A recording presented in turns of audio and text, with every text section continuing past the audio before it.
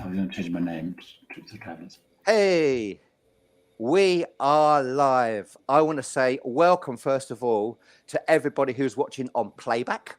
Now, I'm going to get everyone an opportunity to join us live. I want to say a massive thank you and hello to Gary from Tips for Travellers for joining us on the Solo Cruise Tips Show. Hi, Gary. Hi, Grace. Thanks for having me on. Looking forward to it. Oh, it's an absolute pleasure. And everybody watching live, what an opportunity to ask Gary your cruising questions, especially your solo cruising questions. We're going to go around the houses and say, Alison, hi.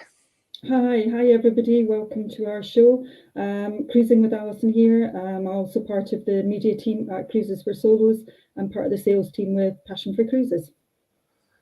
And the wonderful Lizzie Lou, who was amazing, who helped organise all of this. Lizzie, thank you so much. Hi, Lizzie. Hi, welcome to tonight, and I hope we get lots of great questions for Gary. I'm sure we will do. And in America, in one of the best places to be in America, of course, in Florida, we have Justin, known as Mr. Bucket List. Hi, Mr. Bucket List. Hello, hey everybody, how you all doing? It's good to see you all. I can't wait to see you all May 1st on our group solo cruise. Excited for the show. Let's do it. Absolutely. Right, let's go straight to it. So again, if you have any questions, please ask us questions. Please say hello as well. Gary, I'm sure most people know all about you, to be honest with you, yeah? But please tell us how you started cruising and what made you cruise, first of all, and talk about Tips for Travellers and exactly how that started.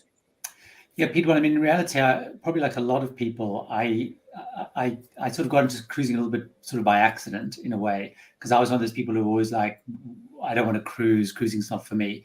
And it was right back in 2004 when I was actually asked to go and talk on a cruise. It was actually a marketing conference because my full-time job at the time was marketing, and I worked for Johnson & Johnson. I was the marketing director of the UK. And they asked me to go and talk. So I thought, oh, I'll go and do that. And within like an hour of setting sail, I was really hooked on cruising. So then I came straight back from that, said to my partner, right, we're going to try out cruising. Got him to go on the cruise. And then it just kind of went from there. So I started doing more and more cruising. At the same, roughly a couple of years later, when YouTube had started, I just started posting stuff kind of randomly on YouTube because I'm quite geeky. So I started a podcast when that started. When YouTube started in 2006, I started posting videos, which were mostly, because I had a global marketing job by that stage, they're mostly hotel rooms. But because I was doing cruising, I started posting some cruising stuff.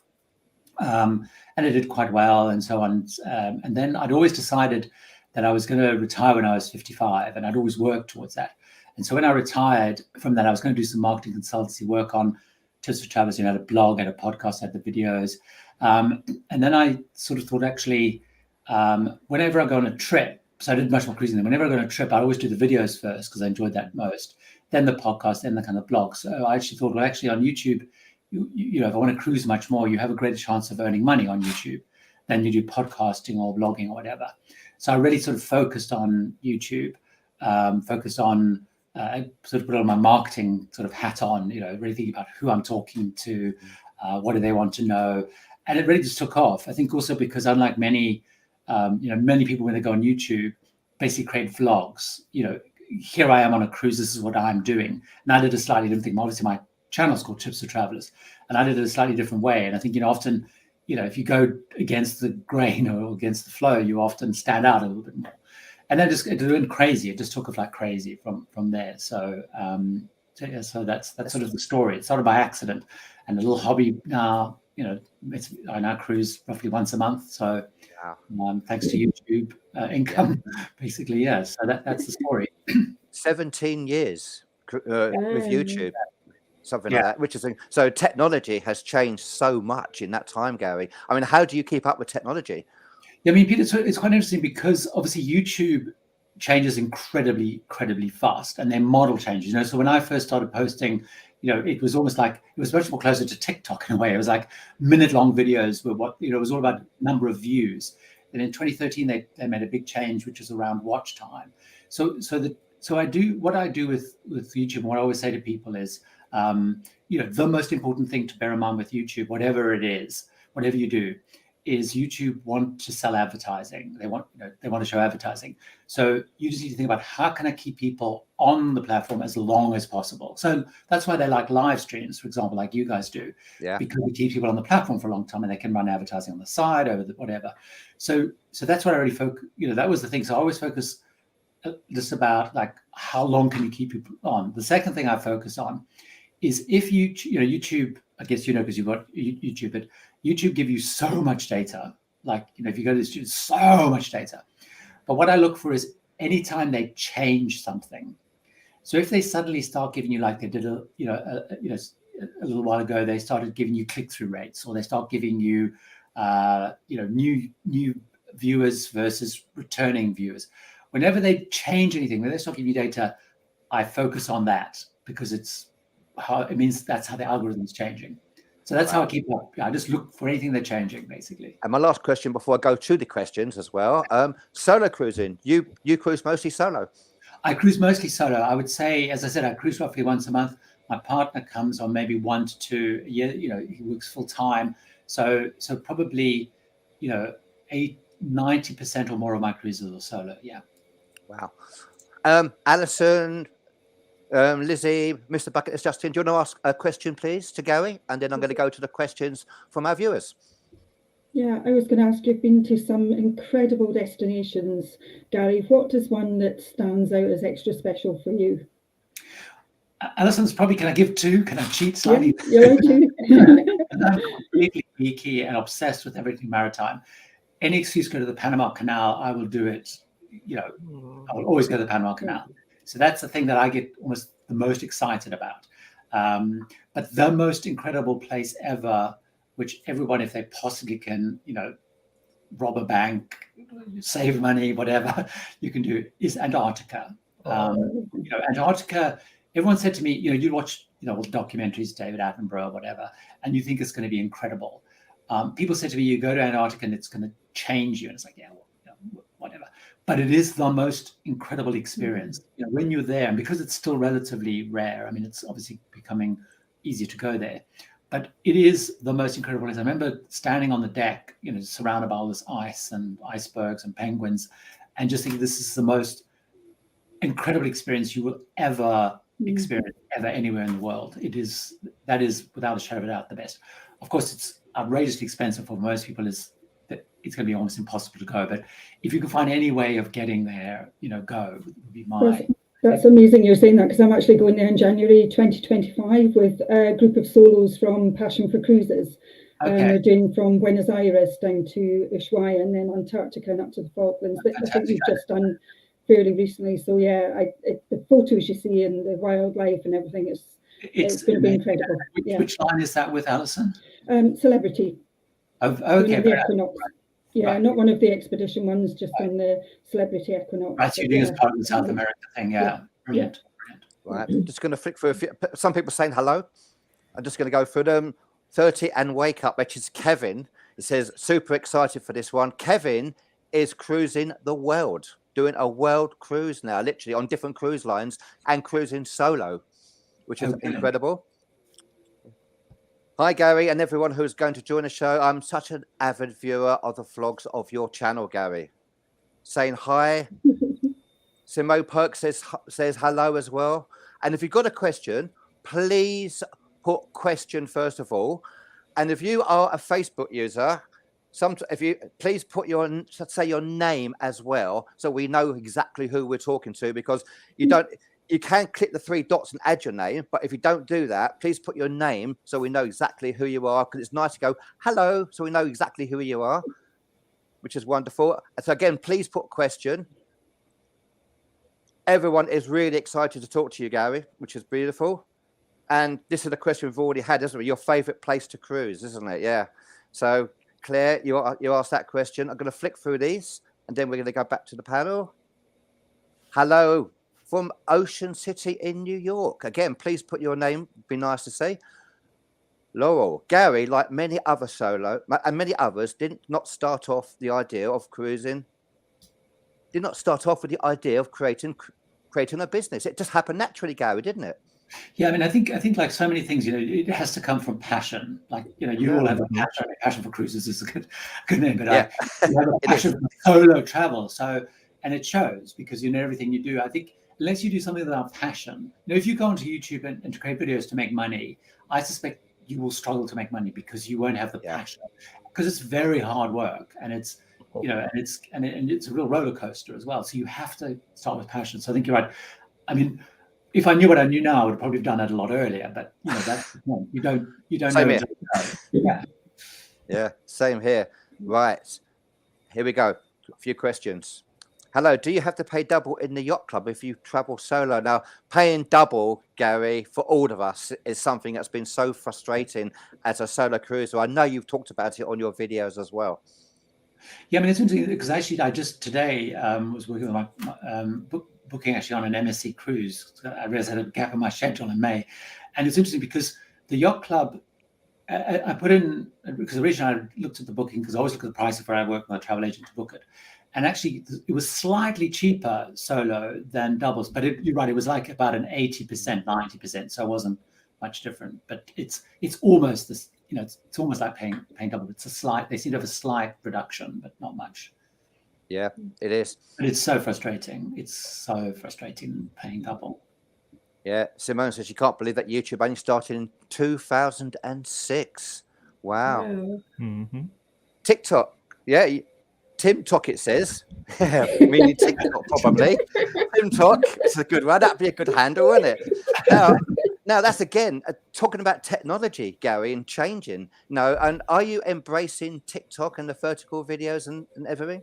Well, I've dabbled on TikTok, but not. I'm sort of dialing up a bit more, focusing on YouTube Shorts, because partly I see slightly better results on Shorts than TikTok. I think TikTok has a very specific style to it. A lot of it's the remix, the remake, a lot of comedy, or challenges kind of stuff.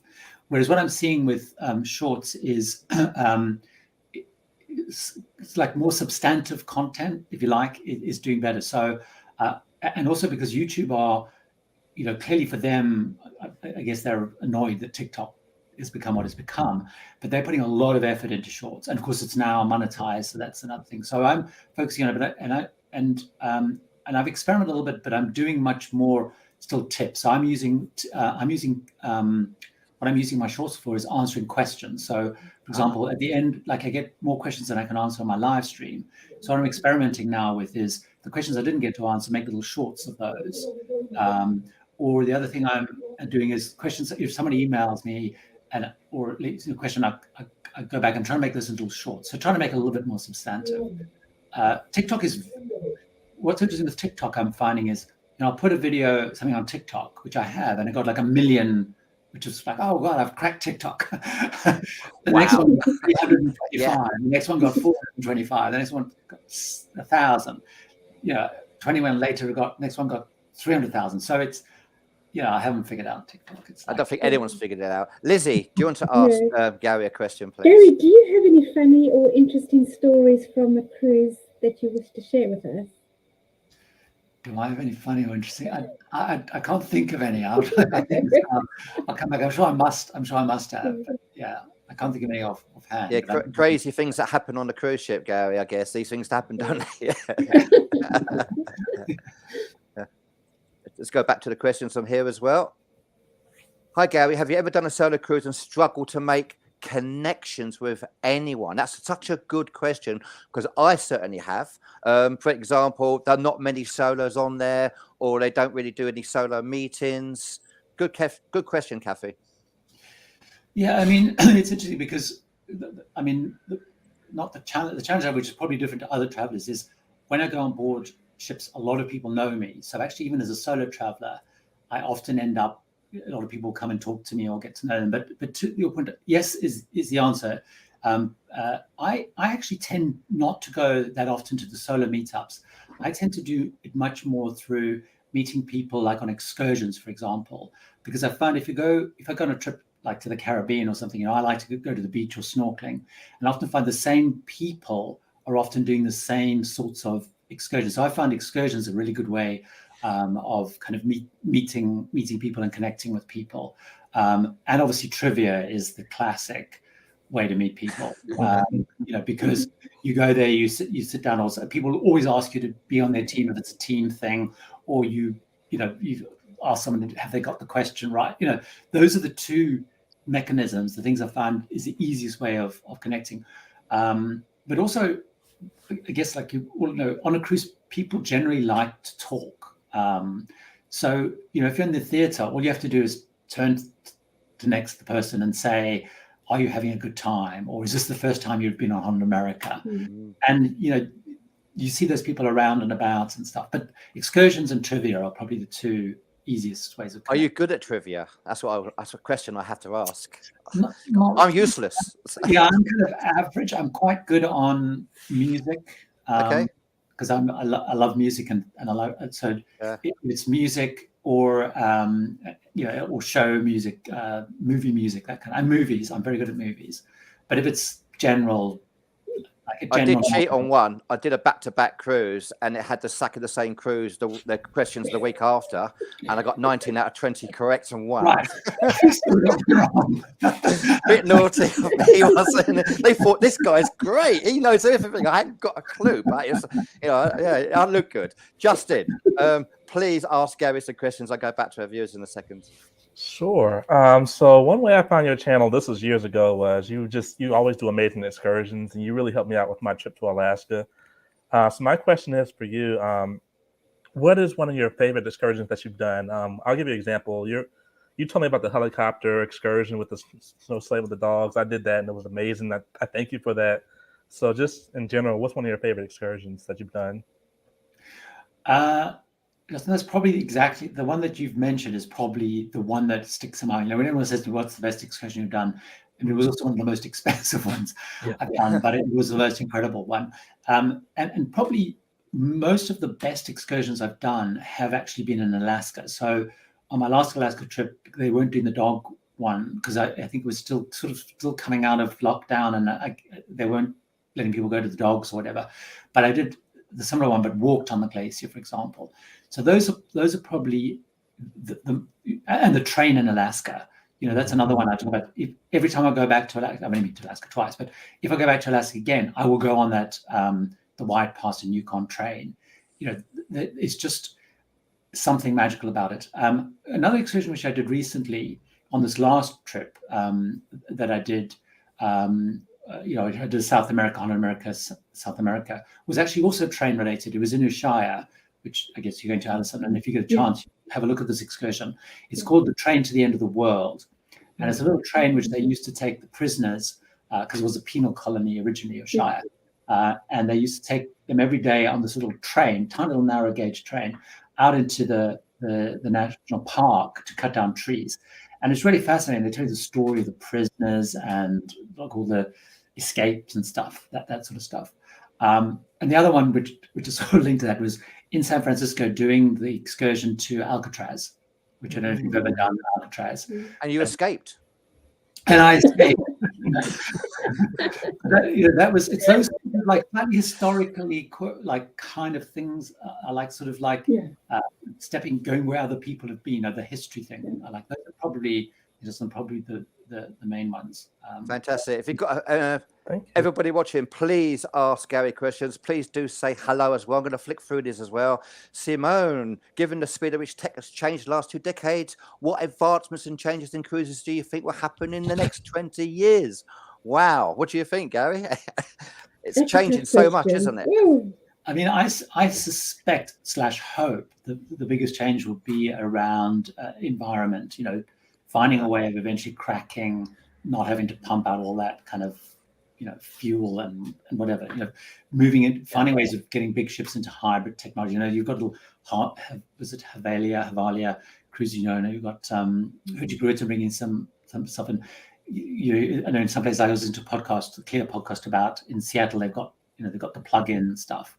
I guess in Florida, they're trying to do that as well in some of the ports, but finding a way of getting cruising just, its impact much less. And I think also, cruising will have to find a way of dealing with over tourism.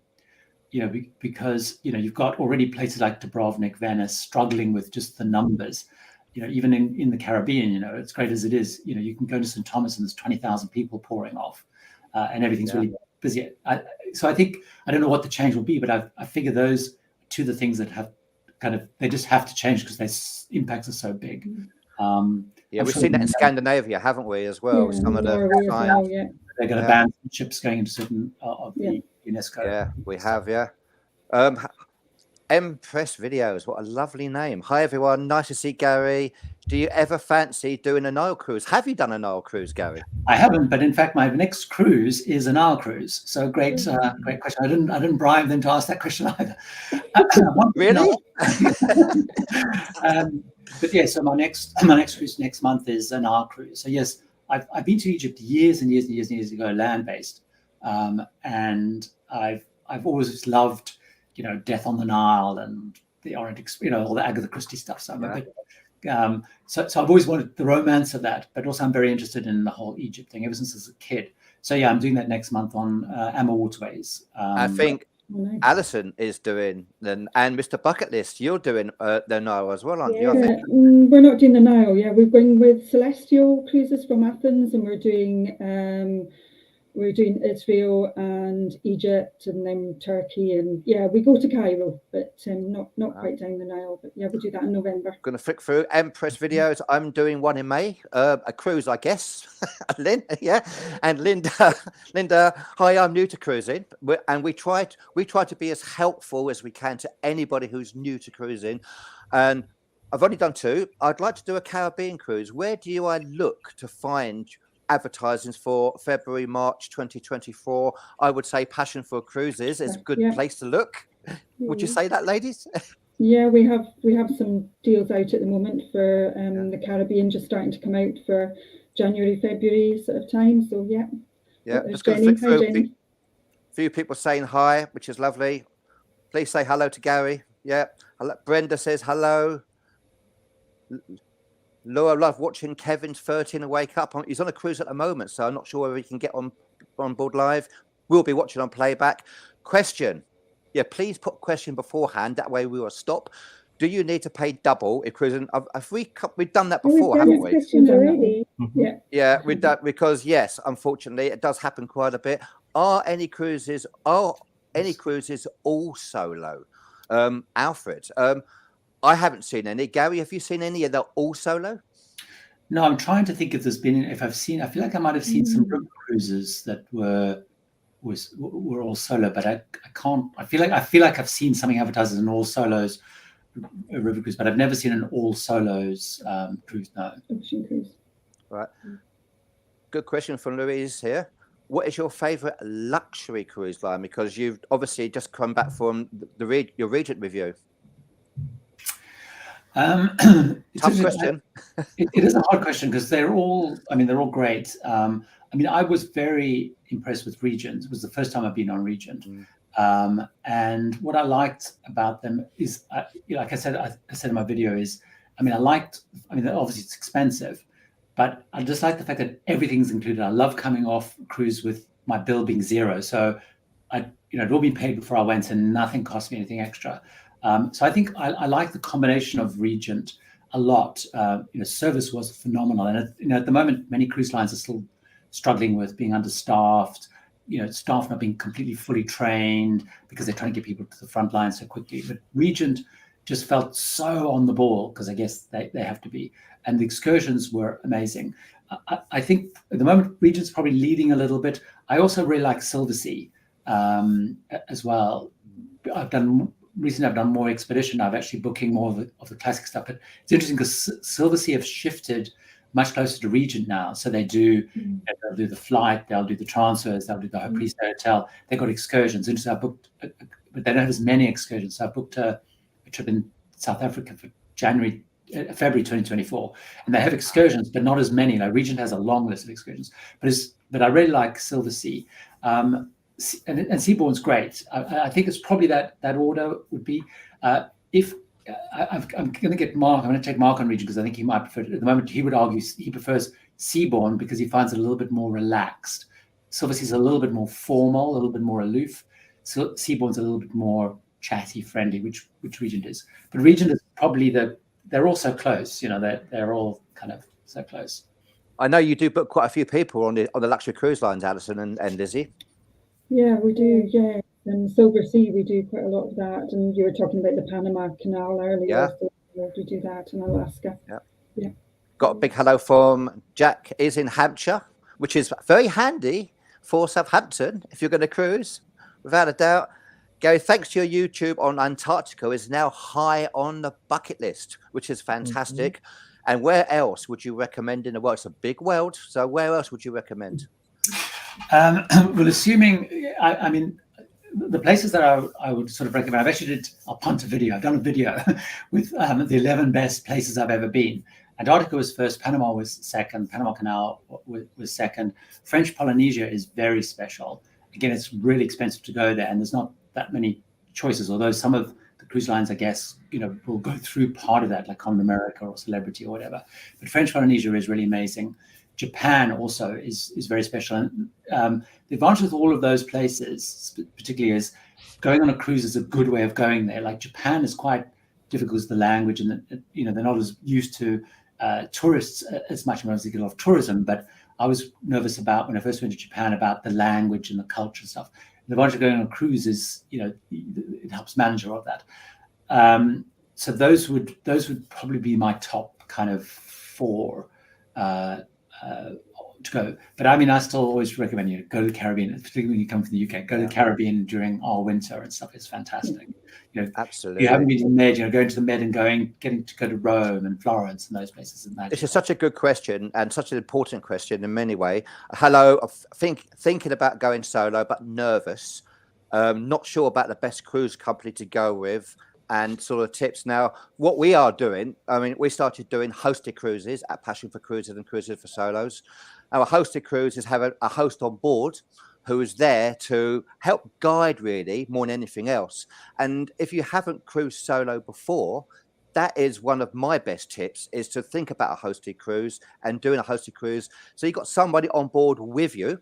Now, Gary, what would your best solo tips be for anybody who hasn't cruised before or is nervous about cruising solo? I mean, I think your first tip is a good one. Is also look at where there's going to be lots of solos. So a solo hosted cruise is a really good idea. I mean, I think the other thing though is, irrespective of that, is also really think about the experience that you want. So even before you just decide I'm going to go because there's lots of solos there, really think about the experience that you want. Are you looking for partying? Are you looking for enrichment? What are you really looking for? Because you've also got to be on the right cruise line, because you can always find a way of meeting people. But I always find people being on the wrong cruise line is when the only time I've ever known people not to be happy on a cruise is because they went on the wrong cruise line for them. I mean, I think then you're right, is have a look and understand, how many solos there are. But also, although people have mixed experiences with them, I always encourage people to sign up for the roll call on Cruise Critic for their particular cruise. So, for example, like the trip I've just been on, that South America, Holland America, on the roll call. I mean, there's lots of rubbish in there and people moaning and all that sort of stuff. But there was a lot of people there who were solo travelers who were saying, "Look, I'm going on this trip solo. I'm nervous." Or does anyone want to meet before, the night before in the pre-stay hotel? Should we check in together? What about having dinner on the first night together? And the roll call, a lot of people connected. And in fact, some people I know who follow the channel, who do only travel solo, through the roll calls, they've actually set up little Zoom calls even, or where they've got to know people before. So find a way of kind of connecting. So at least you've got a familiar face. Those are probably the things that first come to mind. And certainly I met quite a few solo people on this last trip, because there was a lot of solo travelers, and they had all basically pretty much met each other before. So even though there was a solo meetups, they knew each other before. This is another great question. Any advice for solo women cruisers? And I guess, Alison and Lizzie, this could be a good question for you as well, because it is a very, very good question for a lady who hasn't cruised solo before and being nervous about that. First of all, Gary, would you have any advice? And then I'm going to ask Alison and Lizzie as well. I guess a lot of it's around making sure that you're going on a line where you're going to feel safe and feel secure, which is true for everybody, not just women travelers, but any travelers. So it's also, and particularly thinking, I would say, particularly if you're going on a first cruise, is thinking about where you're going. Because if you're going to a destination that perhaps feels a little bit safe, if you like, a Caribbean or a Med where there's lots of people. And also, I would probably encourage people to, certainly on a first cruise, is stick with cruise line excursions, because you're going to have a group of people. The cruise line is going to be monitoring it. The cruise line normally has a representative there. It's very connected. So actually, don't think about it going off self-exploring and whatever, go wild. I mean, there are then, I know online there's some very specific cruises tips around safety generally, lift etiquette and that sort of stuff. But those are my top ones. I'm sure Alison and please, Alison, Lizzie, please. Great question. Yeah, I always say to people that try and pick somewhere that's a little bit familiar to you, whether it's the destination you're going to, whether it's the Canaries or somewhere in the Med, or some people have actually cruised before but maybe haven't done it solo, so maybe going on the same ship again. So you've just got that little bit of familiarity, so it's not all completely new to you. Yeah, Lizzie? And then just to add, it's like on the actual cruise ship, there are cameras in every part of the ship. So on the ship, you are very, very safe. Yeah. And Justin, do you have anything to say on that one? For the ladies? I put you in it there, haven't I? I get that question all the time. I'll tell you what you might do in a second, Justin. You're going to laugh at this. Yeah. Virgin aren't good for solo passengers. Now, I'll ask you your feeling on that one, Gary. I mean, for me, I have cruised solo with Virgin, and I love the fact that Virgin Voyages have solo cabins. They've gone to the effort to have solo cabins. They don't have a solo meat on board. And my thought was, I'd done it for 3 days, because the restaurants are all speciality restaurants that are kind of included. You kind of ended up eating by yourself quite a bit because you weren't eating with a big group of people. That was my thoughts with Virgin Voyages. Gary, what would you say? Yeah, I mean, it's interesting because I think you're right. Because of the dining setup, like when I was on Virgin, I did eat by myself, which I don't mind a lot. But actually, because a lot of people on Virgin were couples, and I guess now looking at it's probably more groups of extended friends. So it was a little bit harder to kind of break in a way. So I did feel a little bit like I'm sitting here by myself and everyone else is kind of in little couples and groups and stuff. So I think that's right. And also because there was because the way they entertainment, the way they do things, it's not like a normal cruise ship. The entertainment's very different, and even when their trivia kind of stuff's very different. It's more game showy like. So it was a little bit harder to connect. But I did.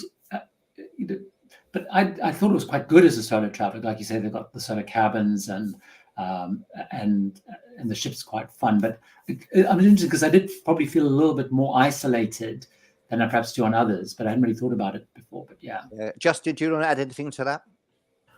Yeah, I'll say my experience on Virgin was interesting. I did enjoy the cabin. That was one of my favorite solo cabins, just because of it was just so convenient with the tab and the layout and everything. It was nice, but I felt the same way. It was a lot of couples, a lot of groups. Everyone kind of hung to their own little clique. So and Lizzie, you've cruised solo on Virgin Voyages, haven't you? You had a wonderful time. I loved it, but I mean, I'm the chatty person. I just meet people in lifts and hot tubs and invite myself to their dinner table. So I think Virgin Voyages being you, I think they'll find their way without a doubt. So for me, I wish they'd do solo meetings. I would say, Azamara are not great with solo travelers either. This Jenny says, but once you're on the ship, you there's nothing more to pay. So you just accept all you choose to dine with in the 2 a la carte restaurants. I'm doing a hosted cruise with Azamara in November, which we absolutely cannot wait to do. Have you cruised with Azamara, Gary? Yeah, I've been on Azamara a couple of times. Yes, yeah. Yep. I like this one. I love those little old class ships. I do like those ships. I mean, the bathrooms are tiny, like tiny little bathrooms. I'm a tiny person, honestly. It's fine, but I like the ship. I like the size. Those little restaurants. I love the White Night party and stuff they do, which is always fun. Just flicking through a few of these questions here, and then I'm going to go back to the paddle. Do you feel there are any specific positives with solo cruising compared to couple cruising? Because I guess, Peter, you experienced both. And Lizzie, you do as well. Yeah. Oh, sorry. So Gary. Well, I mean, the advantage of going solo is you can do what you want when you want. You don't have to think about anybody else. Yeah. You know, if you decide you want to, go to dinner at 5 o'clock in the afternoon or 9:30 or whatever, or you want to go on whatever excursion. So there's that. I mean, I think the other plus, which is why I see a lot of people on the channel do, and I do a little bit, is you can do the cruises you want to do. So like, Yes. you know, I know like my partner Mark doesn't want to go to Antarctica, and it would be a waste taking into Antarctica because he worries about the Drake Passage and all sorts of stuff. Like the South American one, I knew after 2 days he would be bored, and that would be stressful for me because I know he would be bored because he's not interested in the history and the nature and whatever. I'm probably exaggerating to make a point, but so that's the bigger plus with solo. If there's a destination you want, or a ship you want, or you want to go, a particular kind of style or whatever of travel, you can do that. I think that's a plus. And of course, the downside is though you're paying for 2 people, as we've said earlier. So, but yeah. Right. I'm going to go for the panel for a few questions. So, Alison, I know you're dying to ask the questions as well. Do we go back? Everybody watching. Alison. Gary, how do you plan your cruising year? Are you a real planner, or do you just see what comes up, or just do a mix of both? Alison, I am obsessive planner. So I have I've scoped out all of 2023 is kind of locked in. Although I realized I had a bit of a gap, and I think we were saying earlier on, I've actually realized, I can squeeze an MSC cruise in, and so that's 2 months away. But normally I've booked my cruises 12 months or further out. I love planning, also partly because I'm doing a lot of solo cruising and I'm away a lot.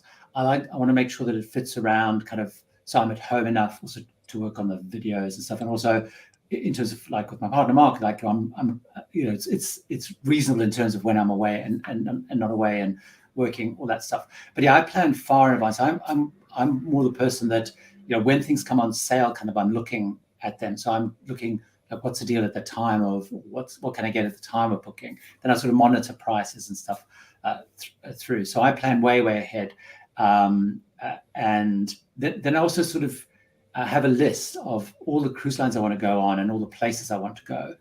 And unfortunately, that list gets longer, never shorter.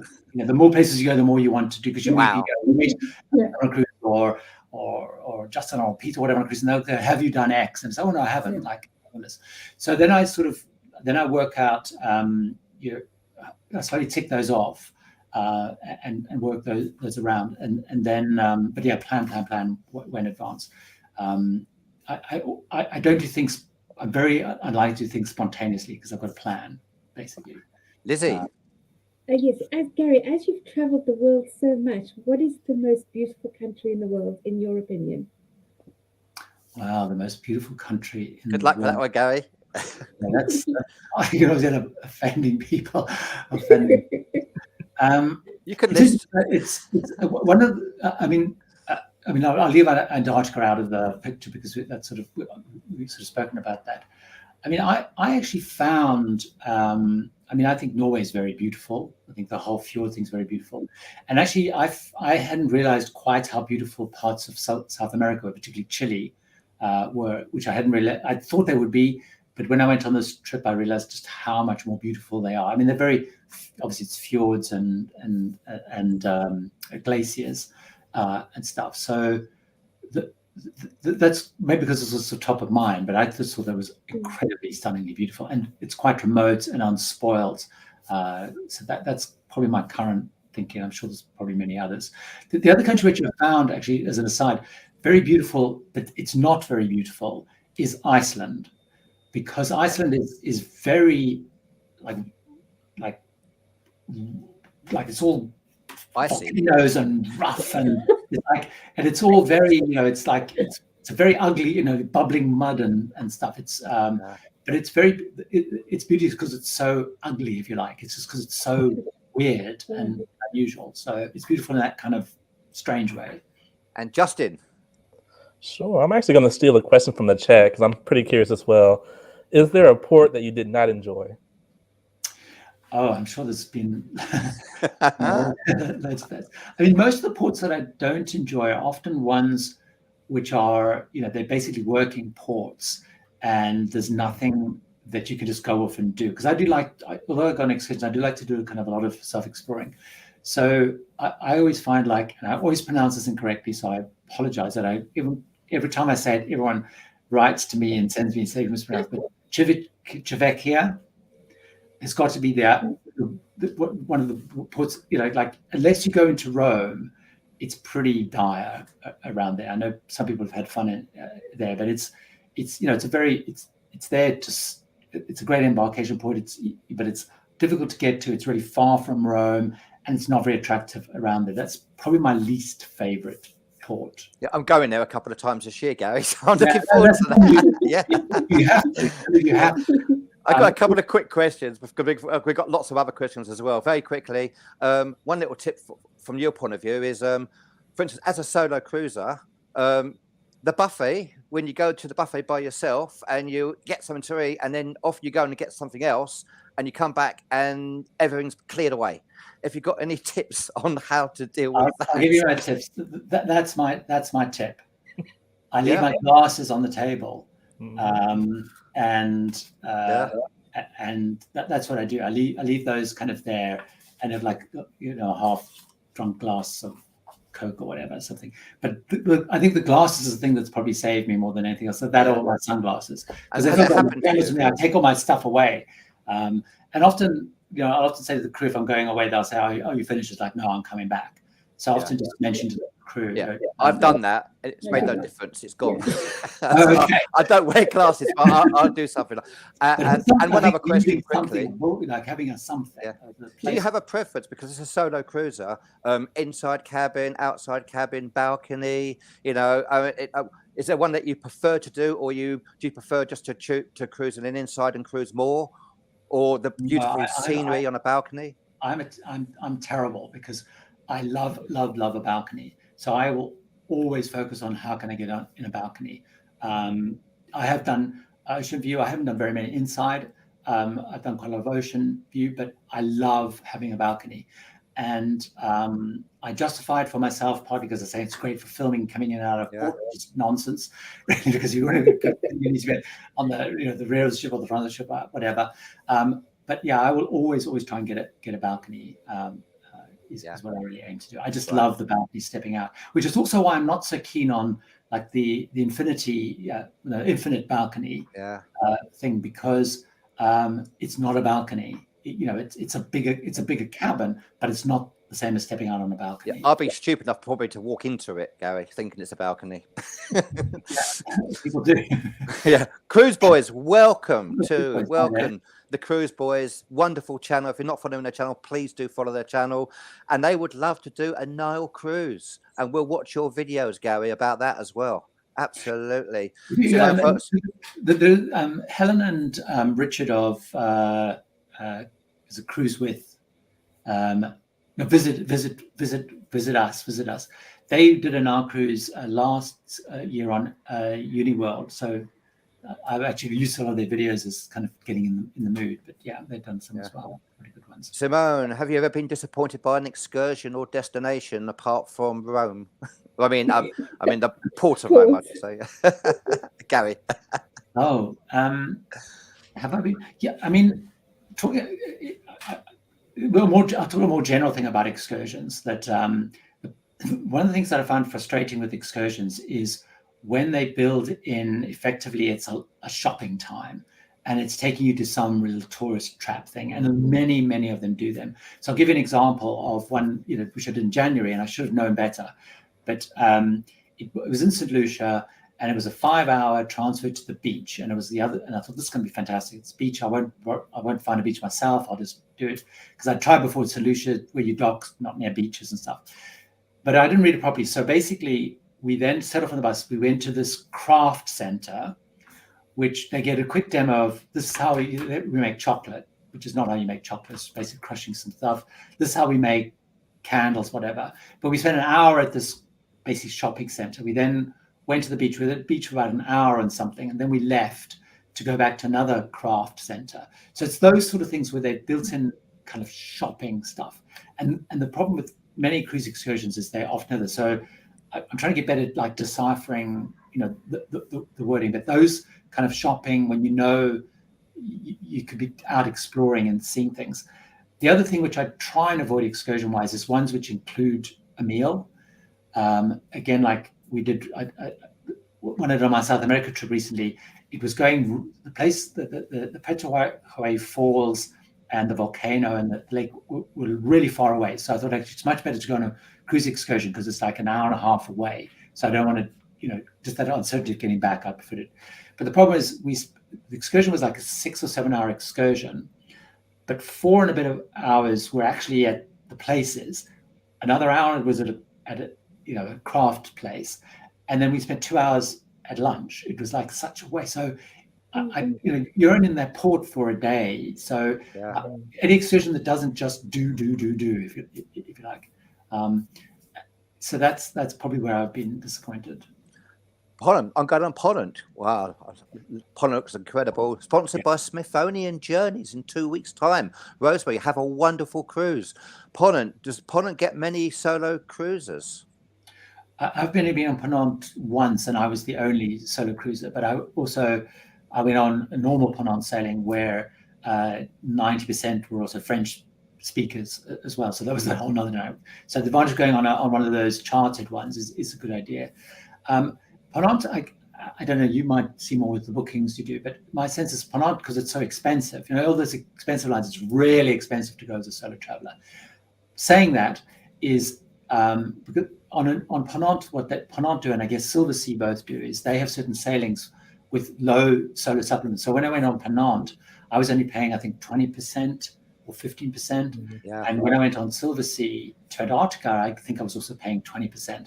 But picking so if you go on those Ponant ones where they specifically targeted solo travelers, there are more. Like the Silver Sea one I booked in South Africa was specifically one where it was one of the ones where they were running that low thing. So I suspect there will be more solos. And UK cruise. That's how we started cruising again after lockdown, isn't it, Gary? So thinking of any ideas where to go in the UK?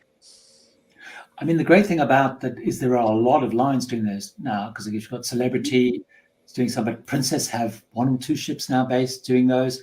Princess actually do a really good round the UK. The P&O do it. Does MSC? I think MSC might even do as part of their ship. Yeah. And then also some of the smaller ships do it. I was looking at one recently. I think both Windstar and Oceania, which they go to slightly smaller because they can go to slightly more places. I think do some as well. Fred Olsen, of course. Yeah, Fred Olsen do some great ones. The advantage with those smaller ones is often what I discovered is what I found is best is try and find one that goes all the way around would be my tip. Where you literally go right around the top and round. So you're not just, a lot of them I guess go up, do Liverpool, Dublin, Belfast, Edinburgh, right side. Hi Tom, hi Don. They were your guests yesterday, weren't they, Gary? Enjoyed the show. Oh yeah, by the way. Yeah. Tom and Don. Again, wonderful YouTube channels. Have you ever tried a river cruise from Alfred? I've done quite a few river cruises, both in Europe and in done the Mekong. I'm on the fence with river cruises, because for me river cruising is great, but it's quite regimented. So actually, as a solo traveler, it's quite good, other than the dining part, which I'll come to in a sec. But because everyone does the same thing, because the way it's structured, it's more like an escorted bus tour kind of thing. You have breakfast at a very set time, you go on excursions all together, do the same excursion, come back, for lunch, etc. So it's very, very structured. There's not a lot of time. Obviously, you can go off and do your own thing, but because many of the river cruises, you pay a premium because they have all that stuff bundled. I know some lines are moving away from that, so you feel you kind of need to do that because you pay for that. I found dining more challenging because on the river cruises I went anyway, there weren't a lot of solo travelers, and everyone dines at the same time, and it's it's a set kind of meal. So I found myself often saying, "Can I join your table?" kind of thing, which Lizzie will probably be better than I am doing. I've got a wonderful one coming up on Amma Waterways, which I'm really looking forward to. Penny asked about the yacht club. Alison and Lizzie, you could probably answer that. Yeah, just email into the office, Penny, and we can get you prices on that. That's the best thing to do, is just email into the office. We have so many questions. I do apologise if we don't get to your question. Otherwise, we could end up. Welcome to a 24-hour non-stop show asking Gary questions. But I don't think Gary's going to stay here for 24 hours. We've got 10 minutes left. I know. Gary, I know everyone. Gary, I was going to ask, is there any cruise line that you haven't been on that's on your list to go on soon? That I haven't been on. Yeah. Yeah, I mean, I haven't been on Hurtigruten, which I would really like to go on. A lot of people are asking about Hurtigruten. I booked and then then it got cancelled and stuff, so I never got back on. So that's the main one. I could probably look at my list. It's probably, and also I do want to try, although they are very expensive, I want to try things, some of the new ones coming, like the Ritz-Carlton and those ones coming in. But the main one I've got is Hurtigruten, and I'm starting to go back round doing lines I haven't done for a long time. But the main one I've got is that one. And what is a roll call? We got a good question. See, what is a roll call? Do you want me to answer that? Yes, please. So you answer it better than me, Gary. Cruise Critic has one of the features on Cruise Critic is they have, if you go to Cruise Critic, they have a thing called roll call, and it's where you can search by your cruise line. So if you're going on, like I'll give my example. So I was going on Holland America on the Amsterdam on the 24th of February, and you go and you find that, and you basically join that, and so it's very specific to your cruise. So anyone who's on that cruise and is on Cruise Critic goes and joins that, and then you start sharing tips and ideas. Most of the cruise lines you can find, some of them, the risk of them is sometimes they can be very busy, sometimes they won't. They tend to be busier on the mainstream lines, the Holland America, Royal Caribbean, those the big lines. If you're going on Regent, much less so. But increasingly on Facebook, you're finding a lot of people will set up a Facebook group for a specific cruise as well. Yeah, I'm just thinking through a few of the questions here, by the way. Yeah, you have to excuse me. Lizzie, do you want to ask another question, please, before? Because we're getting close to the hour mark, which is what we do, Gary. We won't keep you any longer with that. Please, Lizzie. Well, the other question I was going to ask, but I think it was answered, was how do you choose which cruise you're going to go on? So it's literally, as I say, I have that list and the places, and I literally just work through that. And also I try and, because I'm fortunate enough with what I do to go after, and I always try and sort of mix it up a bit. So I'm not doing all Caribbean or all Mediterranean. So I'll often try and focus. So for example, like this year, I'm focusing on destinations. So I'm going to South America, I'm going to French Polynesia, Japan, etc. Next year, I'm sort of shifting and focusing a lot more on focusing more on cruise lines and new ships, for example. So I do a little bit of that as well. I know most people probably focus on destination, but I sort of mix it a little bit like that, because I also think about what do people want to know, what haven't I done for a while. So it's a mixture of what I want to do and what I think will work on the channel. Justin, please. Sure. So my question is, I know you've cruised a lot. What is one of your, I don't want to say your favorite because that might make people mad, but what is one of your favorite cruise lines?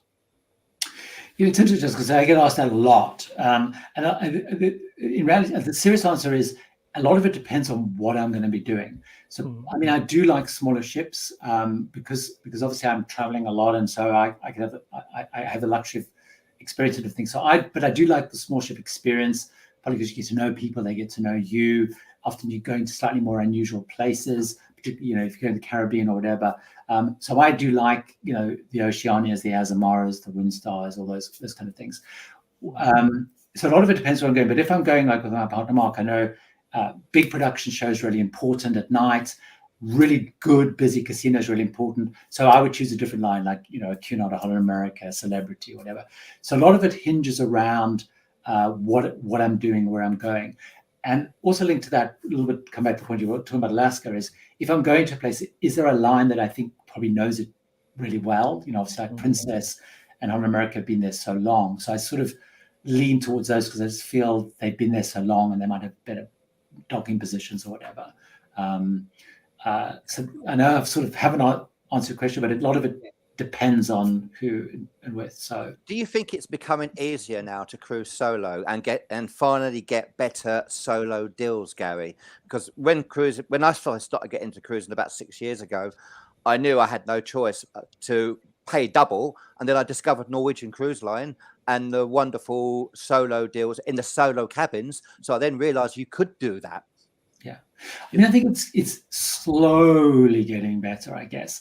I mean, it's, you know, I put on my website, putting a list of the cruise lines and ships that had solar cabins. And the good news is every couple of months, someone will email saying, you've left this line, you've left the ship off, or in the refit Azamara, Oceania are adding them, or, you know, in the crystal refit of their ships, they've added them. So it's slowly but surely getting there. The problem is, though, you have to be so organized. You know, if you want to book a solar cabin other than on Norwegian, you know, you have to be thinking, right, I want to go in end of 24, and I know that Holland America are releasing the itineraries, you know, phone Alison, when are they releasing the itineraries?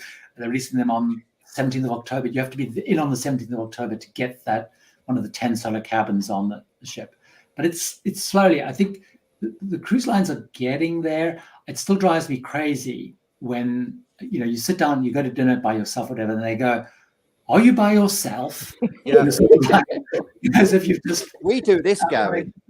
We have these Passion for Cruises. Right. You know, if you want to, we have these wonderful blue bands, and we send them out before the cruise to say that if you want to wear them, then other solo cruisers recognize that you are solo as well, which is a great way for other solos to meet other solos. Oh, that's an interesting idea. Yeah.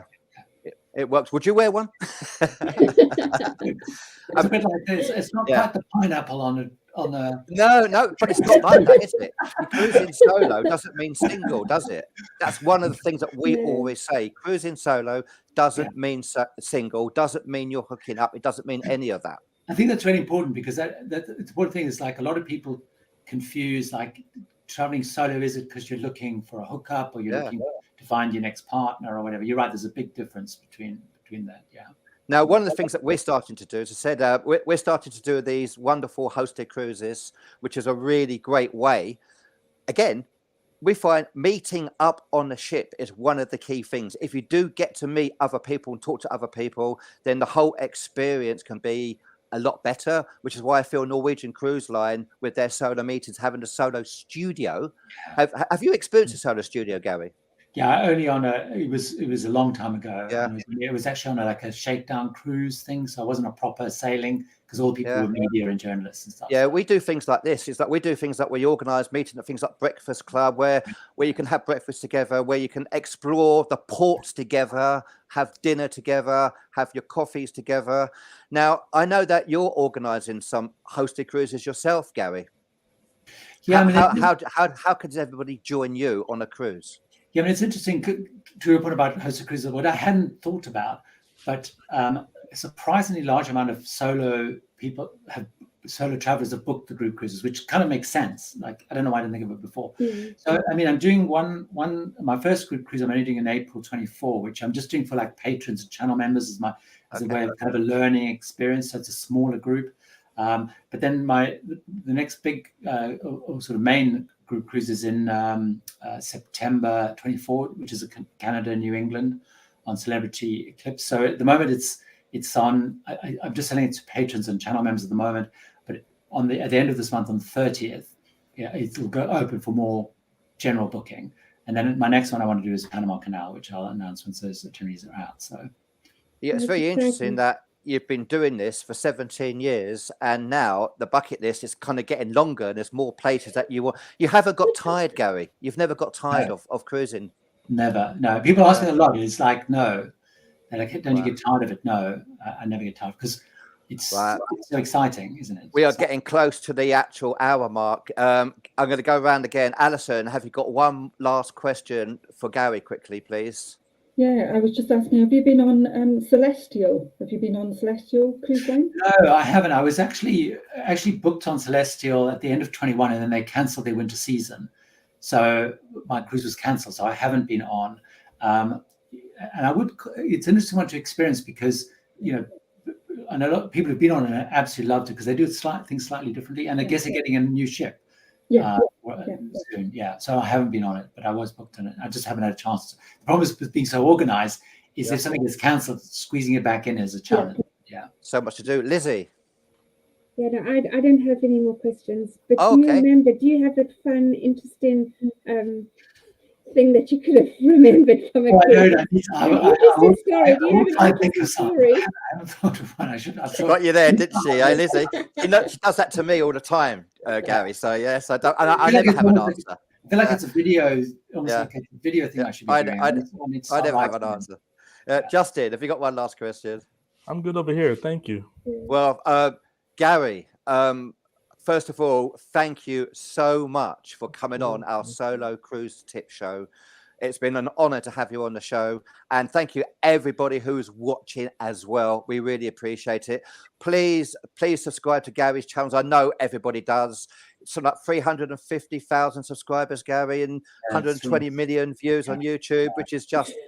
I'm catching you up, by the way. I'm catching you up. Yeah, I'm not. I'm not. It's never going to happen, you know.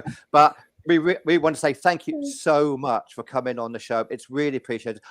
Everybody watching, again, thank you for watching. I hope that we've been able to answer some of your questions. And please subscribe to everybody's channels. We really appreciate that. Please subscribe to Gary's Tips for Travelers. Just Google, you'll find it everywhere. Our Passion for Cruises and Holidays for Solos YouTube channel, which is great. Cruising with Alison, Travels with Lizzie Lou, Mr. Bucket List. We really appreciate that. But most importantly, thank you all for joining us. I hope we were able to answer your questions. And I look forward to hearing everybody's stories about cruising solo as well. Thanks, folks. Let's say goodbye.